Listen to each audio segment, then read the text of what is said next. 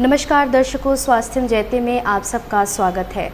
दर्शकों, हर बार की तरह एक बार फिर मैं मीनू यादव हाजिर हूँ लेकर स्वास्थ्य संबंधी नए विषय पर चर्चा।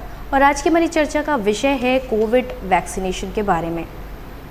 और आज की हमारी चर्चा की एक्सपर्ट हैं केजीएमयू लखनऊ के डिपार्टमेंट ऑफ माइक्रोबायोलॉजी की एसोसिएट प्रोफेसर डॉक्टर शीतल वर्मा। मैम, आपका बहुत बहुत स्वागत हमारे आज के सेशन में। Thank you Meenu. आप सबका भी, आपके दर्शकों का भी बहुत बहुत धन्यवाद आपका यहाँ बुलाने के लिए। मैम, आपके माध्यम से हम सबसे पहले अपने दर्शकों को ये बताना चाहेंगे कि कोरोना का वैक्सीन लगवाना क्यों ज़रूरी है। देखिए, कोरोना का वैक्सीन लगवाना बहुत ज़रूरी है। इसके लिए सरकार भी बहुत बार दिखाती है, जागरूकता अभियान करती है, लेकिन इसका कारण क्या है? सिर्फ मुख्यतः कारण ये है कि बहुत सारे अध्ययन जब करे गए तो उसमें पाया गया कि जिन लोगों में कोविड वैक्सीनेशन था उन लोगों में अगर उनको कोविड संक्रमण हो भी जाता है, वैसे तो कम होती है चांसेस, अगर हो भी जाता है तो बहुत ही माइल्ड फॉर्म ऑफ डिजीज़ होती है, उनको अस्पताल में भर्ती होने तक की नौबत नहीं आती है। तो हम कोई भी बीमारी जब होती है तो यही चाहते हैं कि भाई मरीज़ बहुत गंभीर हालत में ना पहुँचे। तो वैक्सीन अगर हमें गंभीरता से बचाव कर रही है तो ये हमारे लिए इससे अच्छा क्या हो सकता है। हाँ मैम, जैसे कि हमने अभी ओमिक्रॉन के केस में देखा भी। बिल्कुल बिल्कुल जी। मैम, इस टीके को बूस्टर डोज की आवश्यकता क्यों है? देखिए, कुछ वैक्सीन्स होती हैं वो एक डोज में ही काफ़ी इम्यून रिस्पॉन्स डेवलप कर देती हैं, जैसे कि यूजुअली लाइव वैक्सीन्स ऐसी होती है। कुछ वैक्सीन होती हैं किल्ड वैक्सीन्स होती हैं जी, वो कई बार आपको बूस्टर देना पड़ता है ताकि आपका प्राइमरी इम्यून रिस्पॉन्स के बाद सेकेंडरी इम्यून रिस्पॉन्स आ जाए, ताकि ऑप्टिमम एंटीबॉडी लेवल बनी रहे। तो ये जब अध्ययन करे जाते हैं, शोधकर्ता अध्ययन करते हैं, तो वो देखते हैं कि आपकी बॉडी में एक ऑप्टिमम एंटीबॉडी डेवलप रहनी चाहिए ताकि आप प्रोटेक्टेड रहें। अगर हमने वैक्सीनेशन लगा लिया, हमारा एंटीबॉडी स्तर बहुत कम हो गया तो उसका हमें कोई बचाव नहीं रहता। तो बूस्टर की आवश्यकता बहुत पड़ती है और ये अध्ययन जब होते रहते हैं उसके आधार पे निर्धारित किया जाता है कि किसको कितना बूस्टर देने की आवश्यकता है। जैसे मैम अभी हमें दूसरे डोज के बाद कितने टाइम बाद बूस्टर डोज की आवश्यकता है? देखिए, हमारे यहाँ पे कई सारी वैक्सीन्स हैं। तो आपने जैसे देखा होगा कि कोविशील्ड और कोवैक्सीन और कई प्रकार की वैक्सीन अवेलेबल है। तो जैसे कोविशील्ड के लिए कहा गया है कि आप 12 से 16 हफ्ते हैं, कोवैक्सीन के लिए कहा गया है कि 28 हफ्ते के अंतराल पे को। तो ये हर वैक्सीन पे डिफ़र करता है। जी जी जी। मैम, वैक्सीन के बाद फीवर आना कितना पॉजिटिव है या नेगेटिव है? देखिए, वैक्सीन क्या होता है, हम आर्टिफिशियली इन्फेक्शन क्रिएट कर रहे हैं। तो अगर हमको इन्फेक्शन भी होता है तो भी तो हमें बुखार होता है जी। तो तभी तो हमारे एंटीबॉडी और इम्यून रिस्पांस हाइपर एक्टिव होता है, एक्टिवेट होता है, और इम्यून रिस्पांस के जो सेल्स होते हैं वो हमारे को प्रोटेक्टिव एंटीबॉडी बनाते हैं। सिमिलरली जब हमारे को वैक्सीनेशन दी जाती है तब भी हमारी बॉडी का इम्यून रिस्पांस एक्टिवेट होता है। तो कई सारे इम्यून रिस्पॉन्सेज जब आ जाते हैं तब आपको फीवर, इन्फ्लेमेशन, ये सब होता है। ये बहुत ही कॉमन चीज़ें हैं। Okay ma'am.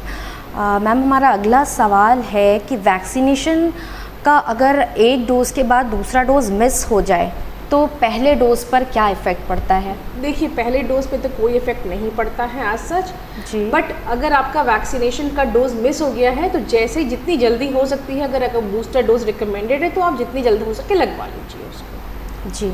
मैम, बच्चों में टीकाकरण को लेकर जैसे कि हम देखते हैं कि वैक्सीन लगने के बाद स्वेलिंग आती है, स्पॉट पड़ जाते हैं, पेन होता है, तो बच्चों में अगर वैक्सीनेशन, ओरल वैक्सीनेशन स्प्रे के फॉर्म में कुछ? देखिए, अभी जो लोग कई बार माता पिता उस साइड को रगड़ देते हैं जी जी, या कभी कभी कुछ हेल्थ कर्मी शायद गलत इंजेक्शन लगा देते हैं जी, या फिर कभी कभी कुछ बच्चे बहुत पतले होते हैं और ये सब भी प्रॉब्लम्स होते हैं। तो अगर सही से टीकाकरण किया गया है तो बहुत हल्का सा इन्फ्लेमेशन होता है, उसमें चिंता करने की कोई आवश्यकता नहीं है। 2 से 3 दिन में वो अपने आप ठीक हो जाता है, उसके लिए कुछ भी अलग से उपचार करने की कोई आवश्यकता नहीं है। जी मैम। और मैम, ओरल? देखिए, ओरल और नेज़ल स्प्रे कई सारे कंट्रीज़ में ये अभी अध्ययन और ये ट्रायल्स में चल रहा है, फेज़ 3 ट्रायल में, कहीं फेज़ 2 ट्रायल में। अभी ये समय बताएगा कि कौन सी वैक्सीन हमें ऐसी मिल जाती है, नेज़ल स्प्रे या ओरल ड्रॉप में, जिसमें हम बच्चों के लिए ईजिली डिलीवरी करा जा सके। मैम हमारा अगला सवाल है कि इंडिया में कितनी अप्रूव्ड वैक्सीन है और सबसे ज़्यादा डिमांड में कौन सी वैक्सीन है? भारत में अब तक आज की डेट तक 9 वैक्सीन अप्रूव करी हुई हैं, लेकिन अगर आप अब हमारे यहाँ के जो अभियान है उसमें मुख्यतः से कोविशील्ड और कोवैक्सिन ही आपकी वो ही हैं। स्पुतनिक 5 को भी किया गया है, बट उतने आधार पे रशिया से हमें मैन्युफैक्चरिंग मिल नहीं पाई। और अभी आपने जैसे देखा होगा बच्चों के लिए कोर्बेवैक्स भी लॉन्च हो गई है। इसके अलावा हमारे मॉडर्ना, जॉनसन जॉनसन, ज़ाइकोविडी और कोर्बेवैक्स, कोवोवैक्स और स्पुतनिक लाइट शॉट भी हाल में ही मंत्रालय ने उसको भी हमारे DGCI से उसको भी अप्रूवल मिल गया है।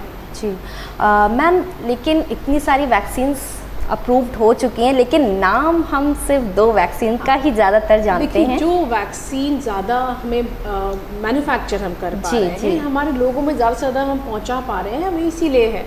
अभी तक आपके अगर आप अभियान में देखेंगे तो 85% वैक्सीनेशन जो दिया गया है लोगों में वो कोविशील्ड का है जी। और बाकी 14% के करीब आपका कोवैक्सिन है और बाकी लेस देन 1% है बाकी सारी वैक्सीन। तो मैम कोविशील्ड और कोवैक्सीन में डिफरेंस क्या है? देखिए डिफरेंस ये है कि वैक्सीन की वैक्सीन जब निर्माण होती है तो उसकी कोई टेक्नोलॉजी होती है, टेक्नोलॉजी का डिफरेंस है बहुत मूलतः। मैं कहूँ कोवैक्सिन में क्या है कि वायरस को मार दिया जाता है और फिर वो मारने के बाद जब वो मरा हुआ वायरस कल्चर में होता है उसको कुछ बेसिक टेक्नोलॉजी से उसको प्रोसेसिंग के बाद उसको भारत बायोटेक और ICMR और NIV के कोलैबोरेशन में बनाया गया है। कोविशील्ड जो होती है ये एक नॉन रेप्लिकेटिंग वायरल वेक्टर, यही वो मैं कहता हूँ टेक्निक का डिफरेंस है, जिसको कि आप जानते हैं सीरम इंस्टीट्यूट ऑफ इंडिया ने मैन्युफैक्चर किया है और आप सब जनता तक सबके पास पहुँच चुकी है। जी मैम, लास्ट में हमारा सवाल ये है कि मोस्ट अपडेटेड चीज़ अगर आप कोविड वैक्सीन के बारे में बताना चाहें हमारे दर्शकों को तो क्या कहेंगी? देखिए कोविड वैक्सीन, अब आप जो बहुत ही हैरानी वाली बात है, यूजुअली वैक्सीन बनाने में 15 साल लगते हैं जी। ये कितनी आप देखिए हमारे साइंटिस्ट ने मिलकर कितना बेहतरीन काम करा है कि 6 महीने में ही पैंडेमिक के हमारे पास एक वैक्सीन थी। बहुत बहुत धन्यवाद उन सारे साइंटिस्ट का जिन्होंने आगे आके इस पैंडेमिक को कंट्रोल करने में अपना जी जान लगा दिया और हमारे पास आज एक वैक्सीन है, हम प्रोटेक्टेड फील करते हैं। आपको पता होगा शायद एक DNA बेस्ड वैक्सीन है जो बहुत सालों से उसकी तलाश थी और भारत पहला देश है जिसने वो वैक्सीन बना के दिखाई, ज़ाइकोविडी। तो कैडिला की मेहनत से अहमदाबाद में बनाई गई वो वैक्सीन, तो हमारे लिए गर्व का विषय है ये भी कि हम दुनिया को आज वैक्सीन ले नहीं रहे हैं बल्कि दे रहे हैं। जी बिल्कुल। धन्यवाद मैम इतनी इम्पोर्टेंट इन्फॉर्मेशन हमारे साथ शेयर करने के लिए। दर्शकों आपको बता दें कि आज हमारे साथ थी KGMU लखनऊ के डिपार्टमेंट ऑफ माइक्रोबायोलॉजी की एसोसिएट प्रोफेसर डॉक्टर शीतल वर्मा मैम। अपनी आज की चर्चा को यहीं देते हैं विराम। मिलेंगे हमारी अगली वीडियो में स्वास्थ्य संबंधी नई जानकारी के साथ। तब तक के लिए नमस्कार। Thank you so much Meenu ji. नमस्कार दर्शकों, स्वास्थ्य जयते में आप सबका स्वागत है। दर्शकों हर बार की तरह एक बार